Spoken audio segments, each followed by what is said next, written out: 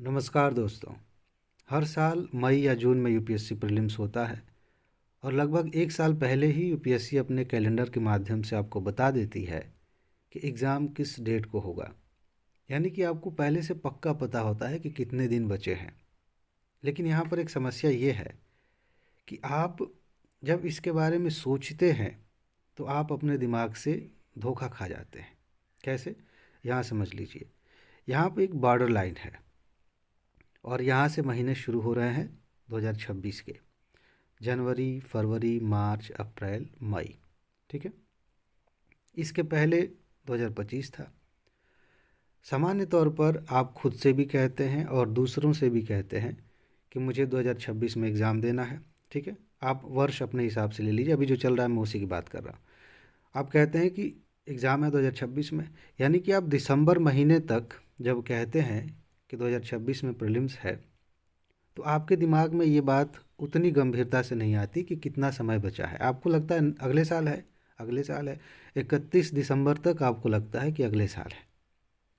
ये उसी तरह का भ्रम है जैसे कोई रस्सी देख लिया, लगता है कि सांप है, या कभी अकेले में कहीं जा रहे हैं तो लगता है कि पीछे कोई है। मतलब अलग अलग तरीके से आपके दिमाग ने आपको धोखा दिया है। और वही चीज़ यहाँ भी होती है कि आपको जब आप 2025 में होते हैं या थे, तब आपको ये एहसास नहीं हो रहा था कि कितने दिन बचे हैं। मोटा मोटी आप गिन सकते थे, आप उंगली पे गिन भी लेंगे, अच्छा जनवरी, फरवरी, मार्च, अप्रैल, मई। फिर भी वो फीलिंग नहीं आएगी कि इसका मतलब क्या है, ये कितनी गंभीर बात है।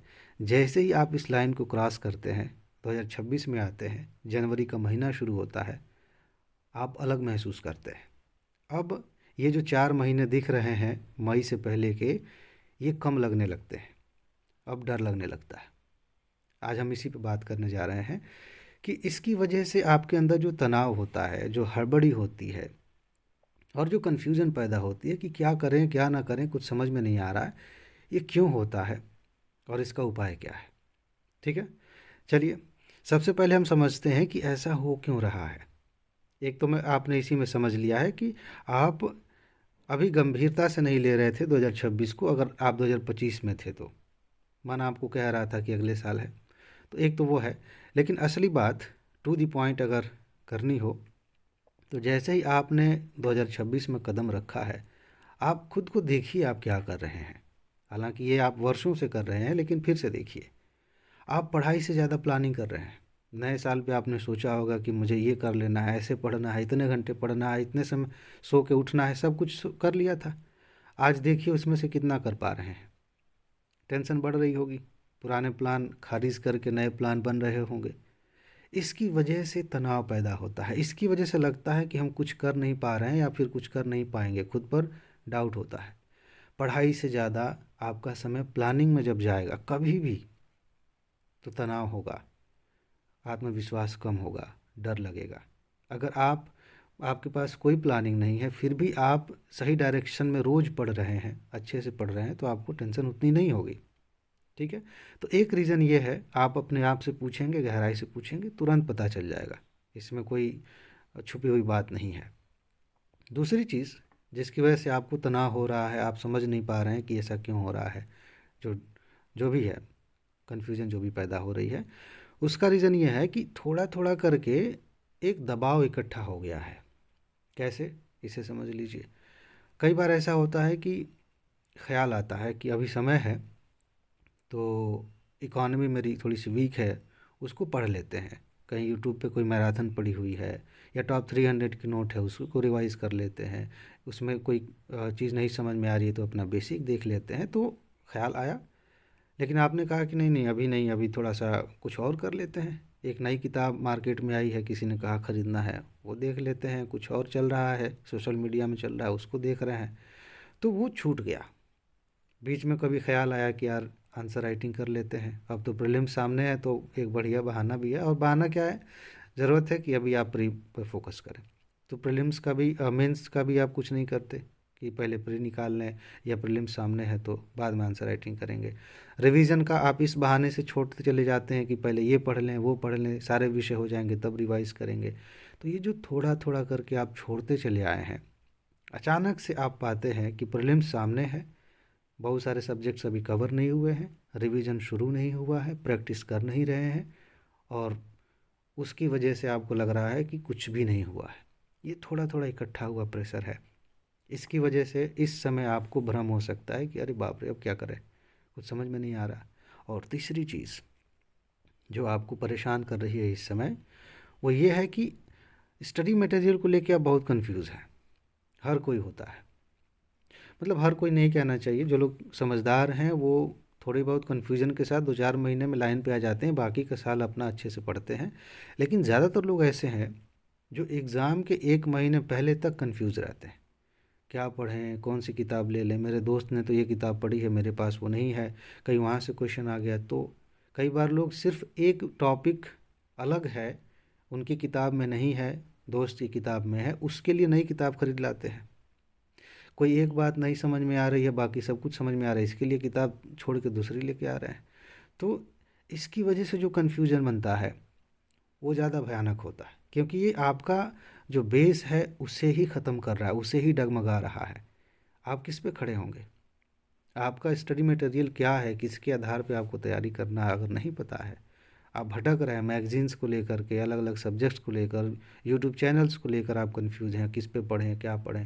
हालांकि यूट्यूब चैनल्स का तो आप जानते ही हो, तो आजकल कंफ्यूज ज़्यादा कर रहे हैं क्लैरिटी से ज़्यादा।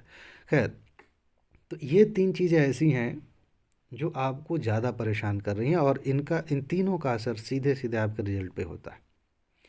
अब हम बात करेंगे कि अगर सच में ये बातें आपके अंदर हैं, आप परेशान हो रहे हैं, पढ़ाई नहीं हो पा रही अच्छे से, तो करना क्या है?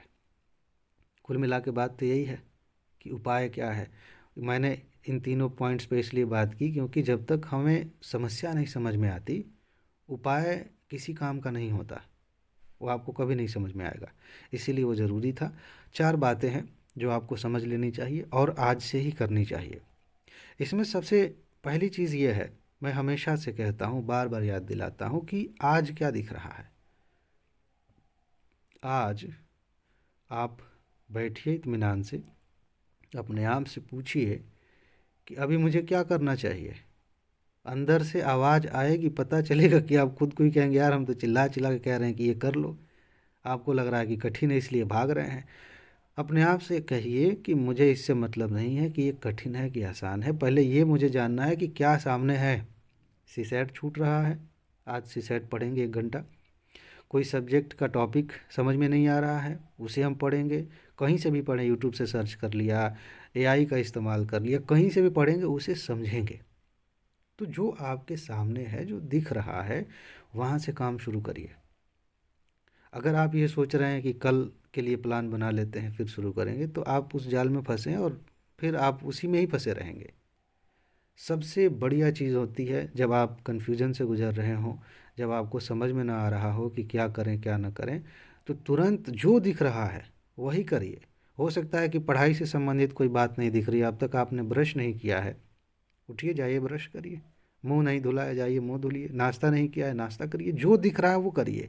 और एक के बाद एक ये करते चले जाइए, फिर 2-3 काम करने के बाद वापस आप देखेंगे कि अब कोई काम नहीं बचा है, अब पढ़ाई के अलावा कोई एक्स्ट्रा काम नहीं बचा है, वापस आते हैं पढ़ाई करते हैं। और मैं कह रहा हूँ कि जो दिख रहा है इसका मतलब ही नहीं कि सामने दिख रहा है कि मूवी की टिकट थोड़ी सस्ती हो गई है तो चलो मूवी देखने चलते हैं। हम पढ़ाई की बात कर रहे हैं, घूमने फिरने की बात अभी नहीं कर रहे हैं कि पहले घूम के आते हैं 4 घंटे तब करेंगे। काम जो नेसेसरी चीज़ें हैं पढ़ाई से हट के वो आपने किया, उसके बाद खाली हो जाएंगे, आप नहा धो लिए, नाश्ता कर लिया, अब क्या करेंगे? मोबाइल नहीं चलाना है, आपको देखना है कि क्या करना ज़रूरी है अभी तुरंत, उसे करिए। 1 घंटे में आप रिलैक्स महसूस करेंगे, ताजगी वापस आ जाएगी। यही खूबसूरती है तैयारी की। आप चाहे कितने भी टेंशन में हो, 1 घंटा अच्छी पढ़ाई कर लीजिए, मज़ा आ जाता है। इससे ज़्यादा एनर्जी वाला कोई काम हो ही नहीं सकता। इसके अलावा इसमें थोड़ी सी दिक्कत है, मतलब अगर ना समझाया जाए तो प्रॉब्लम हो सकती है। आज दिख रहा है, पता चले कि आज तो हम पूरा लक्ष्मीकांत पढ़ के ख़त्म कर देंगे, आज जो है टॉप 300 का एक सब्जेक्ट पूरा कर देंगे, इस चक्कर में थकान हो जाती है। अच्छी बात है, अगर आप ऐसा टारगेट रखते हैं तो अंदर से ज़्यादा एनर्जी भी आती है, चैलेंजिंग महसूस होता है तो एनर्जी आती है, ज़्यादा मेहनत होती है। लेकिन उसमें एक समस्या ये है, साइड इफ़ेक्ट यही है कि थकान ज़्यादा हो जाती है, मेंटल थकान की बात कर रहा हूँ, और अगले दिन पढ़ने का मन नहीं करता। एक ही दिन जितना करना था कर लिए, उसके बाद से अब भागे भागे फिर रहे हैं, दोबारा उधर देखने का मन नहीं कर रहा। इसीलिए थोड़ा थोड़ा करिए। कोई भी सब्जेक्ट है उसमें आप उतना ही पढ़िए आज जितना पढ़ने में आप सक्षम हैं और आराम से उसे हैंडल कर सकते हैं। उसे छोड़ने के बाद 5 मिनट आराम करने के बाद दूसरा विषय आप पढ़ सकते हैं। ये इसका क्राइटेरिया आप समझ लीजिए, या इसको जांचने का एक तरीका कि कितना पर्याप्त है, कि जितना पढ़ के, चाहे एसएसएट पढ़ रहे हैं, जीएस पढ़ रहे हैं, रिवीजन कर रहे हैं या क्वेश्चन सॉल्व कर रहे हैं, जितना पढ़ के आपको लगता है कि बस इसके बाद 5-10 मिनट का गैप लेंगे और दूसरे विषय पे हम काम कर सकते हैं, उतना ही पर्याप्त है। ठीक है, क्योंकि अगर आप एक ही चीज़ पढ़ेंगे तो हो सकता है कि आपको फिर, चूँकि हमें खुद से उम्मीदें बहुत ज़्यादा होती हैं, आपको लगेगा कि यार कुछ खास नहीं किए, एक ही सब्जेक्ट पढ़े हैं, तो कम से कम 2-3 काम तो करने चाहिए। ऐसा नहीं है कि सारे सब्जेक्ट एक ही दिन में पढ़िए, वो भी कन्फ्यूजन क्रिएट कर देता है। 2 से 3 अलग अलग काम पढ़ाई से संबंधित आपको एक दिन में करना चाहिए। तो ये थोड़ा थोड़ा करिए, एक बार जब लोड लेंगे तो दिक्कत हो जाएगी। इसमें भी, ये भी अपने आप में पुरानी, ये सारी चीज़ें एक के साथ एक जुड़ी हुई हैं, गुथी हुई हैं। इसमें भी एक चीज़ ध्यान रखनी है, मैं बार बार कहता हूँ कि आप हर दिन का हिसाब तो रखिए, बहुत मज़ा आएगा। और डरपोक अगर मन है तो आपको ये करने नहीं देगा। अगर सच में आपको मजबूत बनना है, सच में आपको अपनी कमान खुद संभालनी है, डिस्ट्रैक्शन से बचना है, तो हिसाब किताब रखिए कि आज आपने क्या किया। 2 तरह का हो सकता है, एक आप लिख लीजिए कि आपने पढ़ाई से संबंधित क्या किया, और दूसरा काम जो पढ़ाई से हट के है, नोट करिए। फिलहाल आप पढ़ाई वाला ही करेंगे तो भी दिख जाएगा, दोनों करेंगे तो भी दिख जाएगा कि आप कर क्या रहे हैं, आप किस डायरेक्शन में जा रहे हैं। तो हर दिन आप जो भी कर रहे हैं उसे लिखिए। ज़रूरी नहीं है कि आप घंटे लिखिए कि इतने घंटे मैंने पढ़ाई की, कोई ज़रूरत नहीं है, लेकिन किसी भी रूप में, चाहे तो घंटे के हिसाब से भी लिख सकते हैं कि इतने घंटे मैंने प्रैक्टिस किया, इतने घंटे मैंने रिवीजन किया, नई चीज़ें पढ़ी। लेकिन लिखना अनिवार्य है। अगर आपको ये पता ना चले कि आप पिछले 1 महीने से क्या कर रहे हैं, तो आप ये भी नहीं जान पाएंगे कि अगले 1 महीने आपको क्या करना है, नहीं समझ में आएगा। जितने भी बड़े ऑर्गेनाइजेशंस हैं जो लंबे समय से टिके हैं, चल रहे हैं, वो इसी वजह से चल रहे हैं कि हर चीज़ का हिसाब है, हर चीज़ का लेखा जोखा है। कोई कंपनी भी काम करती है तो पूरे साल का उनका हिसाब किताब रहता है कि इतनी कमाई हुई, टर्नओवर ये रहा, यहाँ नुकसान हुआ, यहाँ फ़ायदा हुआ। हमारी सरकारें भी चल रही हैं, सोचिए, कानून बनते चले जा रहे हैं, पन्ने फाड़ के फेंके जा रहे हैं, कोई कानून लागू हो पाएगा? अगर कोई समस्या हुई तो हम वापस देख पाएंगे कि इसके बारे में पहले कहीं बात हुई थी? सुप्रीम कोर्ट का जजमेंट आया है, उसके बाद से उसको भुला दिया गया, फेंक दिया गया, कोई डॉक्यूमेंटेशन नहीं हुआ। आगे उस तरह का केस दोबारा आया तो क्या उसमें कोई सहायता मिल पाएगी? फिर शुरू से मेहनत करनी पड़ेगी। इसीलिए चाहे आप कुछ भी कर रहे हैं, जीवन के किसी भी क्षेत्र में काम कर रहे हैं, अपने काम का हिसाब किताब बहुत ज़रूरी है। आपको पता होना चाहिए कि आपने क्या किया है। ये आप 3 काम अगर करते हैं तो आज ही इसी समय आप अच्छा महसूस करेंगे। अच्छा, सिर्फ उस एंगल से नहीं कह रहे मज़ा आ रहा है, इस एंगल से कि आपको दिखने लगेगा कि जो अभी 4 महीने बचे हैं, 4 महीने से कम ही, उसमें आराम से प्रीलिम्स क्वालिफाई कर सकते हैं, बहुत आराम से, एकदम खेलते हुए, नाचते गाते हुए कर सकते हैं। लेकिन ऐसे ही चलता रहा जैसे अभी चल रहा था, इस वीडियो को शुरू करने से पहले जो आप महसूस कर रहे थे, तो फिर दिक्कत हो जाएगी, तब फेल होने की संभावना ज़्यादा बढ़ जाएगी। रही बात चौथी, इसमें आपको क्या करना है, आपको अपनी प्राथमिकताएं तय करनी है। 2 तरह की प्राथमिकताएं होती हैं। एक तो प्राथमिकता है कि आप सब्जेक्ट्स तय करें, जो सबसे ज़्यादा कठिन है उसे सबसे पहले नंबर पर रखिए और उसे तैयार करिए। उसके बाद दूसरे नंबर पे जो जो सबसे ज़्यादा आसान है, एक्चुअली गड़बड़ यहीं हो जाती है, लोग सोचते हैं कि जो कठिन है उसको रखते हैं, उसके बाद से फिर उससे थोड़ा कम कठिन, उससे थोड़ा कम कठिन, उससे थोड़ा कम कठिन। इस चक्कर में कभी भी पढ़ने का मन नहीं करता है। आप सबसे पहले वो पढ़िए जो सबसे कठिन है, जो समझ में नहीं आता। उसके बाद से आप उसे पढ़िए जो सबसे ज़्यादा आसान है, आपने पढ़ भी लिया है, उसे रिवाइज़ करिए। आपके मन में एक लालच रहेगा कि चलो इसके बाद से बढ़िया काम मिलने वाला है, इसके बाद से आसान काम मिलने वाला है, तो इस मेहनत में आपको मेहनत नहीं नज़र आएगी। लेकिन लगेगा कि यार इसमें भी मेहनत, इसके बाद वाले में भी मेहनत, इसके बाद वाले, तो यार छोड़ो, थोड़ा घूम लेते हैं, थोड़ा सो जाते हैं, कुछ वीडियोस देख लेते हैं, मन शांत कर लेते हैं, फिर आदमी भागेगा। लेकिन आपको पता हो कि इसके बाद हम ऐसा काम करेंगे जिसमें हमको मज़ा भी आता है, तैयार भी है, कॉन्फिडेंस भी बढ़ेगा, तो आप इसे भी करेंगे और इसे भी करेंगे। और इस नज़रिए से भी महत्वपूर्ण है, कई बार ऐसा होता है कि हम जो कठिन है उसको पढ़ने लग जाते हैं, जो पढ़ा हुआ है उसको छोड़ने लग जाते हैं। एक समय ऐसा होता है कि ये कठिन आसान हो गया, ये जो आसान था ये कठिन हो गया। एग्ज़ाम के टाइम पे लगता है यार जो मेरा सब्जेक्ट है जिसमें मज़ा आता था वही वीक है, उसी में कम नंबर आ रहा है। तो ये नहीं होना चाहिए। तो आप कठिन और आसान का कॉम्बिनेशन बनाइए, प्राथमिकताएं तय करिए जो आप पढ़ते हैं।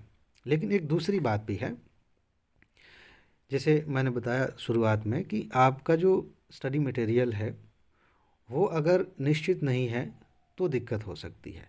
उस एंगल से देखें तो प्राथमिकता में भी, चाहे आपके पास किताब है, चाहे टॉप 300 की नोट है, कुछ भी है, आप सबसे पहले अपने आप से बार बार सुबह उठते ही अपने आप से ये कहिए कि आज मुझे वो पढ़ना है जहाँ से प्रश्न पूछे जाते हैं। बहुत सारे लोगों की हिम्मत नहीं होती है कहने की, क्योंकि उन्हें लगता है कि जहाँ से प्रश्न पूछे जाते हैं इसका मतलब हो कि बहुत कठिन होता होगा और उसे नहीं पढ़ेंगे, उसे बाद में पढ़ेंगे, जो आसान आसान दिख रहा है उसे पढ़ लेते। भाई कठिन जैसा कुछ नहीं होता। आपको अपने आप को समझाना है कि कठिन उस हिसाब से तो सब कुछ कठिन हो सकता है, लेकिन आप अपने आप से कहिए कि जो ज़रूरी है, जो पढ़ना अनिवार्य है, चाहे कठिन हो चाहे आसान हो, सबसे पहले हम वही पढ़ेंगे, उसके बाद कुछ पढ़ेंगे। आपने एक बार इतिहास पढ़ लिया है, समझ में आ गई ये बात, तो रिवीजन में भी इतिहास में वो पॉइंट्स सबसे पहले रिवाइज करिए, दौड़ दौड़ के जाइए वहीं पे जो इम्पोर्टेंट है उसे रिवाइज कर लिए, अच्छे से तैयार करिए। बाकी कहानी तो दिमाग में है ही, बाद में एक बार भी पढ़ लेंगे तो काम चल जाएगा। तो टॉप 300 अगर आपकी प्राथमिकता में है, मेरे ख्याल से फिर आप सही रास्ते पे हैं। कारण ये है कि इसी टॉप 300 से मैं आपको 4 सालों से दिखा रहा हूँ कि भाई इससे ज़्यादा कुछ नहीं पढ़ना है। अगर आपका बेसिक क्लियर है, सिर्फ इतने ही टॉपिक्स आपने पढ़ लिए, आराम से, बिल्कुल आराम से आप एग्ज़ाम क्वालिफाई कर सकते हैं। और अब तो हमने वो शुरू किया है पर्सनल कोचिंग प्रोग्राम, उसमें टारगेट्स दे रहा हूँ, आपसे सवाल पूछने वाला हूँ। एक टारगेट दे भी दिया है मैंने, तो बीच में ब्रेक था, अब हो सकता है अगले रविवार से फिर आगे बढ़ेंगे। तो पर्सनल कोचिंग प्रोग्राम में आपको फ्री में मिल रहा है, इसके साथ ये दोनों चीज़ें एक साथ कंबाइन हो जाएंगी, तो मुझे नहीं लगता कि आपको कुछ भी एक्स्ट्रा करने की ज़रूरत है, आप आराम से एग्ज़ाम क्वालिफाई कर लेंगे। उसके लिए आप क्या कर सकते हैं, आप इस नंबर पे मैसेज कर दीजिए। वैसे मोबाइल ऐप भी है स्टडी विद मास्टर, उसका लिंक दिया गया है, वहाँ से भी जाके आप नोट ले सकते हैं। लेकिन ग्रुप यहाँ बना हुआ है, आसानी से आपको ऐड किया जा सकता है व्हाट्सएप ग्रुप में, वहीं पर लिंक दे दिया जाता है पर्सनल कोचिंग प्रोग्राम का, और भी आपके जो सवाल होते हैं आप पूछते हैं, तो उसके लिए ज़्यादा आसान है। इस पर मैसेज करिए, जानकारी लीजिए, आज ही अभी तुरंत नोट लीजिए और सबसे पहले इसे पढ़िए। देखिए आपका कॉन्फिडेंस भी बढ़ेगा और सफलता की संभावना भी बढ़ेगी। ठीक है जी। तो ये कुछ बातें हैं जिन्हें आपको ध्यान में रखते हुए आगे बढ़ना है, इसी के अनुसार तैयारी करनी है, फिर आपको कोई टेंशन नहीं होगी, आप बहुत अच्छे से क्वालिफाई करेंगे बढ़िया से। ठीक है जी। तो बस इसमें इतना ही है। एक बात जो मैं हमेशा कहता हूँ, अपना ख्याल रखिए, खुश रहिए, मस्त रहिए, मुस्कुराते रहिए, जल्दी से सफल होइए और ज़िंदगी को एंजॉय कीजिए। आगे मिलते हैं। नमस्कार।